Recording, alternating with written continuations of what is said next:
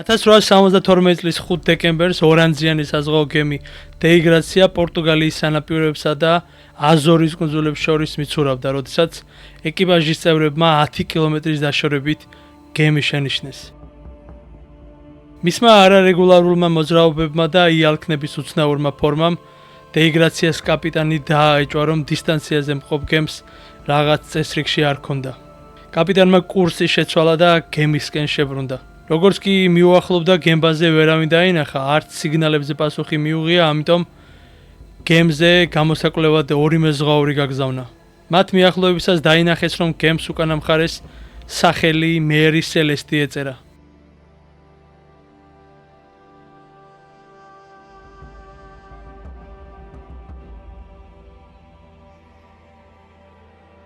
გემზე ასვლისას აღმოჩნდა, რომ გემი ცარიელი იყო. ზოგიერთი იალქანი ნაწილობრივ დამაგრებული, თუმცა ცუდ მდგომარეობაში, ზოგიერთი კი საერთოდ გამქრალი იყო. გემსართავებისა და ტროსების დიდი ნაწილი დაზიანებული ჩანდა. აღმოჩნდა, რომ გემის პატარა სამაშველო ნავი დაკარგული, ხოლო გემის მთავარი კომპასი გადაადგილებული იყო. მეზღვაურებმა კომპასის შუში საფარი გატეხილი აღმოაჩინეს.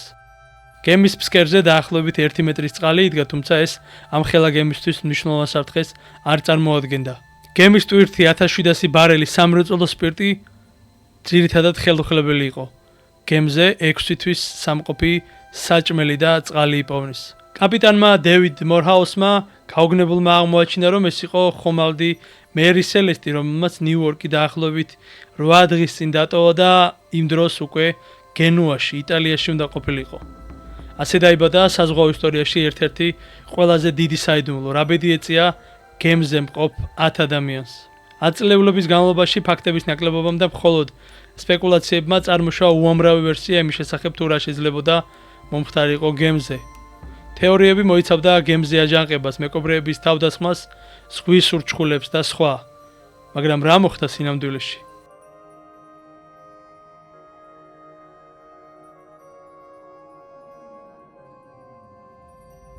ახალმა გამოძიებამ, რომელიც ეყრდნობა თანამედროვე საზღვაო ტექნოლოგიებს და ახლად აღმოჩენილ დოკუმენტებს, შეადგინა ყველაზე სავარაუდო რამდენიმე სცენარი. 1872 წლის 7 ნოემბერს ხომალდმა მერი სელესტმა მოგზაურობა დაიწყო. გემბანზე იყო ეკიპაჟის 7 წევრი, ასევე კაპიტანი ბენჟამინ ბრიქსი, მისი მეუღლე სარა და მათი 2 წლის ქალიშვილი სოფია. უზარმაზარი ბრიგანტინი 2 კვირა ებრძოდა რთულ ამინდს, რათა აზორის კუნძულებისთვის მიეღწია. გემის ჟურნალის ბოლო ჩანაწერი დაფიქსირდა 25 ნოემბერს დილის 5 საათზე. მერი სელესტის აღმოჩენიდან 10 დღის შემდეგ დეიგრაციამ დაახლოებით 1300 კილომეტრი დაშორებულ გიბრალტარში გაცურა. იქ ბრიტანეთის ვიცე-საადმირალო სასამართლომ სამაშველო სხდომა მოიწვია. სხდომამ იმჟალა იმაზე, ჰქონდა თუ არა უფლება დამხმარე გემს ამ შემთხვევაში დეიგრაციას მიიღო ფინანსური კომპენსაცია გემის მზღვეველებისგან. გენერალურმა პროკურორმა თაღლითობა იეჭვა და საქმის გამოძიება დაიწყო. პროკურორმა 1873 წლის 22 იანვარს გამოძიება დაასრულა და მოხსენებები ლონდონის სავაჭრო საბჭოს გაუგზავნა. პროკურორი ასკვნიდა, რომ გემის ეკიპაჟმა ალკოჰოლი მიიღო და ბრიქსის ოჯახი და ნასვამი გემის ოფიცრები დახოცა.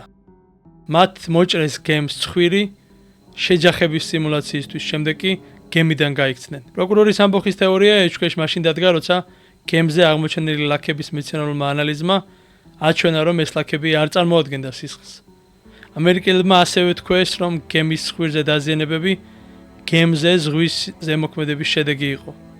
საბოლოოდ ეკიპაჟმა მიიღო კომპენსაცია, მაგრამ მხოლოდ 1/5 დაახლოებით 1700 ფუნტი. 1894 წელს არტურ კონან დოილმა კორნჰილის გაზეთში ჰაბაკუკ ჯეფსონის განცხადება გამოაქვეყნა. ასე ერქვა მოთხრობას, რომლის სიუჟეტმა მერი სელესტის გემის ბედის შესახებ თეორიების ტალღები გამოიწვია. გენერალურმა პროკურორმაც კი გადახედა საქმეს და დაწერა თავისი ინტერვიუების მოკლე შინაარსი, ასევე ჩანაწერები, მაგრამ საიდუმლო ამოუხსნელი დარჩა. 2002 წელს დოკუმენტალისტმა ანა მაკგრეგორმა და ოკეანოგრაფმა ფილ რიჩარდსონმა გემის მისტიური საიდუმლოს ამოხსნა სცადეს. მაგრეგორმა პირველ რიგში დასვა კითხვა, თუ რა არ შეიძლებოდა მომხდარიყო გემზე. ზღვის მონსტრების შესახებ სპეკულაციების უარყოფა ადვილი იყო. ხოლო გემის ხელუხლებელი მდგომარეობა და სრული ტვირთი თითქოს გამორიცხავდა მეკობრეებს.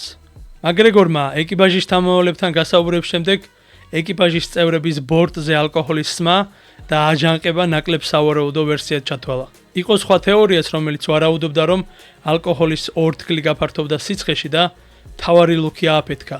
რის გამოც გემზე მყოფებს შეეშინდა თლიანი გემის აფეთქების, მაგრამ მაგრეგორმა აღმოაჩინა, რომ დეიგრაციიდან გემზე გადასულ მეზღვაურებმა თავარი ლუქი ადგილზე დამაგრებული ნახეს.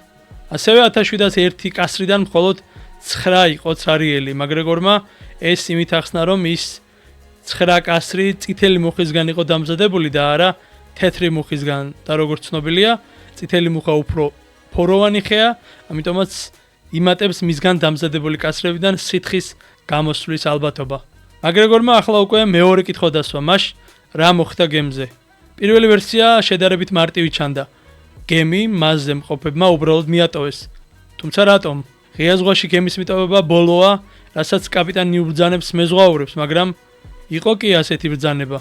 ფილ რიჩარდსონმა აღნიშნა, რომ გემს შეეძლო გაცურვა, არ ყოფილა დატბორილი ან ძალიან დაზიანებული. მაგრეგორმა გამოიკვლია კაპიტნის ცხოვრება, გაესაუბრა არტურ ბრიქსის 7 წლის ვაჟის შთამომავლებს, რომელიც ბრიქსებმა ამერიკაში დატოვეს.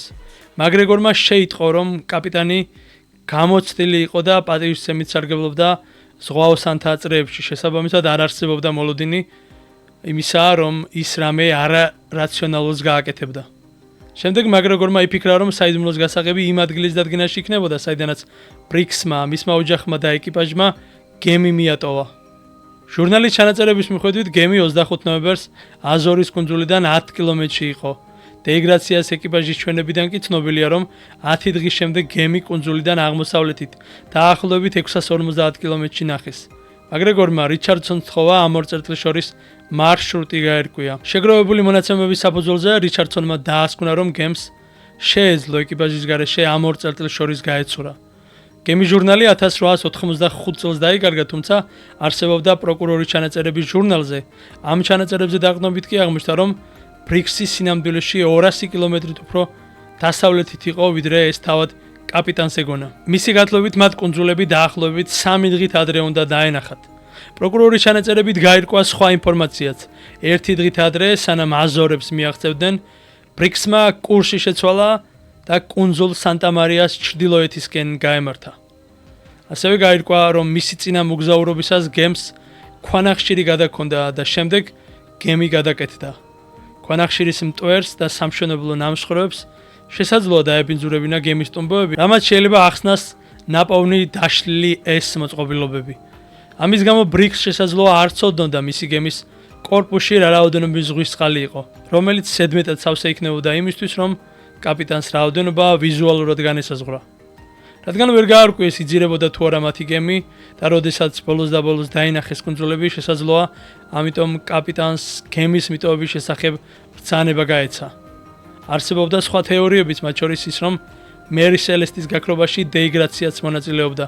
თუმცა ეს თეორია უარყვეს მას შემდეგ, რაც გაირკვა, რომ დეიგრაცია უფრო ნელი გემი იყო და ის რამდენიმე დღით ადრე გამოსულ გემს ვერ დაეწეოდა. შემდეგი თეორია იყო ამ ორი გემის კაპიტნის თანამშრომლობის შესახებ, რათა მიეღოთ საკმაოდ მაღალი სადაზღვევო თანხა.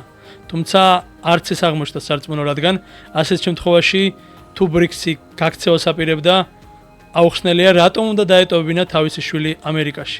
ასევე აღმოჩნდა, რომ სამაშველო ნავის თოკი გახსნილი კი არა, გადაჭრილი იყო, რაც შესაძლოა იმაზე მიუთითებდა, რომ ეკიპაჟმა გემი ძალიან სწრაფად დატოვა. არსებობდა ბუნებრივი მოვლენების ვერსიებიც, მიუხედავად იმისა, რომ გემი ძირითადად ხელუხლებელი იყო, ზოგი სვამს ასეთ შეკითხვას ეკიპაჟი ბუნებრივმა მოვლენამ ხომ არ გააქრო. მაგალითად, წყლის ამოფრქვევამ, რომელიც გავს ტორნადოს და მთლიანად წყლისგან შედგება. მით უფრო კაპიტნის ჩანაწერებში ნახსენებია რთული მეტეოროლოგიური პირობები, ასევე გემის ფსკერზე წყალი მეზღვაურებმაც აღმოაჩინეს. ახლა კი ორი სიტყვით მითიურ ვერსიებსაც შევეხოთ.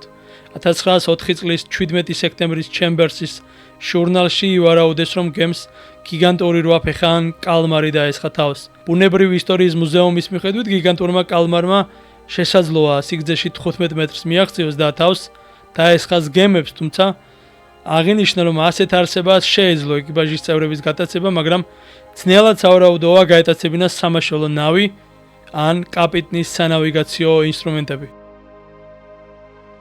როცა მერი სელესტის საიდუმლოებაზე ვსაუბრობთ, უფრო მეტი კითხვა იბადება, ვიდრე პასუხები არსებობს. რა მუბიძგა მთელ ეკიპაჟს მიეტოვებინათ საზღვაო ხომალდი? გაურბოდნენ თუ არა რაღაც ისეთს, რის ახსნაც ვერ შეძლეს. ალბათ სხვის მსგავსად მერი სელესტსაც აქვს საიდუმლოებები, რომლებიც შესაძლოა ბოლომდე არასდროს გაირკვეს. მათთვის, ვისაც სურს შეისწავლოს ზღვის საიდუმლოებები, გირჩევთ სიეტლის იალქნიან გემზე მოხვედრას. მიუხედავად იმისა, რომ ჰორიზონტზე მერი სელესტს ვერ შეხვდებით, შებინდებისას ღია ზღვის მიმზიდველი გარემო შესანიშნავი შესაძლებლობაა დაუფიქრდეთ საზღვაო ისტორიის საიდუმლოებებს. ნება მიეცით საღამოს გრილინიავს დროში გამოგზაუროთ. სანამ ჩვენ ვაგრძელებთ მცდელობებს, ამოხსნათ ზღვის საიდუმლო ამბები. მანამდე კი მოიწონეთ ვიდეო, გამოიწერეთ არხი და დაწერეთ კომენტარებში თქვენი აზრი. სად გაქრა გემის ეკიპაჟი, რომელიც ნიუ-იორკიდან გენუაში მიცურავდა?